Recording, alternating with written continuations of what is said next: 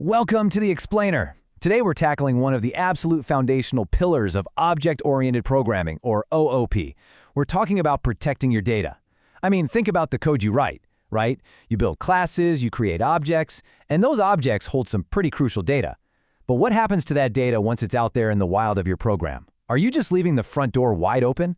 Today we're going to learn how to lock that door and secure your data using a concept called encapsulation. So let's dive right in. Picture this for a second. Imagine you're building the software for a major bank, and you've got a variable that holds a customer's account balance. Now, what if literally any part of your program, any random script, any external module, could just reach in and alter that balance variable without even asking for permission? It'd be absolute chaos, right? Leaving your variables unprotected and totally open to direct manipulation is a massive danger in coding. If your data can be changed from anywhere, you have zero control over what's actually happening inside your application. And you know what that means? Unpredictable bugs, huge security risks, and code that is just practically impossible to maintain. If something breaks, you have absolutely no idea which part of the program changed the data. That is exactly the problem we need to solve today. So, here's our roadmap for the day. 1. The danger to your data. 2.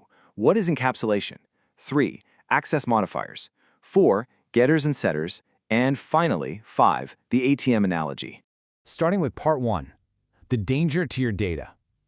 Let's look at why leaving data vulnerable is such a big deal.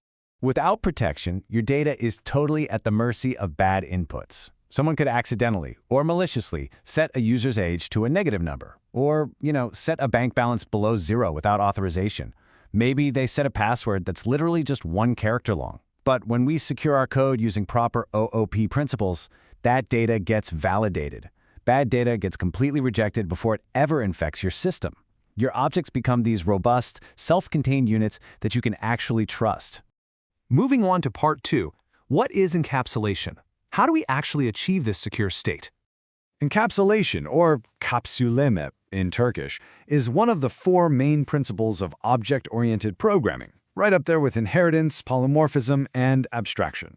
At its core, encapsulation is really just the practice of bundling your data, your variables, and the methods that operate on that data into one single unit, which we call a class. But the really important part? Data hiding. You strictly forbid direct outside access to your internal variables, and instead, you provide highly controlled mechanisms to interact with them. If it helps to visualize it, think of encapsulation as a protective shield, or maybe a heavy-duty secure bank vault, built entirely around your code's variables. The rest of the program knows the vault is there, sure, but it can't look inside, and it definitely cannot reach in to grab or change what's in there. It has to go through the proper, authorized channels. Which brings us to part 3. Access modifiers. A shield sounds awesome in theory, but how do we actually write this in our code? We tell the programming language to lock the vault using access modifiers. These are basically keywords that define the visibility of your data. First up, we've got private. This is your absolute maximum security level. Private data can only be accessed from within the exact class where it was defined. Next is protected, kind of like a middle ground. Protected data can be accessed within its own class, but also by any child subclasses that inherit from it. And finally, public. Public data can be accessed from anywhere, period. By default, a lot of things are public, which is exactly why we have to actively choose to make our sensitive data private to enforce encapsulation. Okay, part 4, getters and setters. Here's the catch. If we make all our important variables private, no outside code can touch them. But what if the outside code legitimately needs to read or update that data? That is where getters and setters come in to bridge the gap. Since our data is hidden, we write specific, public methods to handle those requests.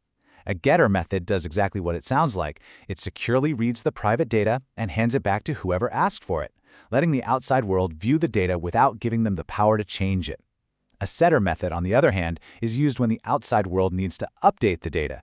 But, and this is key, it doesn't just blindly accept the change. Think of your setters as your code's border control. This is the true superpower of encapsulation. The setter inspects the data before letting it through. If a script tries to update an age variable, your setter can go, hold on, is this number less than 0? Yep. Okay, rejected, throw an error. If it's a password, the setter checks if it meets the length requirement. By using setters, you enforce your business rules at the absolute lowest level. The bad data never even crosses the border. Let's wrap this up with part 5, the ATM analogy. Let's tie all these abstract concepts to something we use all the time. Imagine walking up to an ATM. Inside that machine is a physical, heavy metal vault full of cash. That cash represents your private data. Now, obviously, you can't just bypass the machine, pry open the vault, and grab the cash yourself. In the real world, that's called a bank robbery. Direct access is strictly prohibited. So how do you actually get your money? You follow a very controlled process. First, you interact with the ATM's screen and keypad. In OOP terms, the screen and keypad are your public methods, your getters and setters. You push buttons to request a withdrawal, but the ATM doesn't just spit out the cash. The internal system, the setter method, enforces the rules.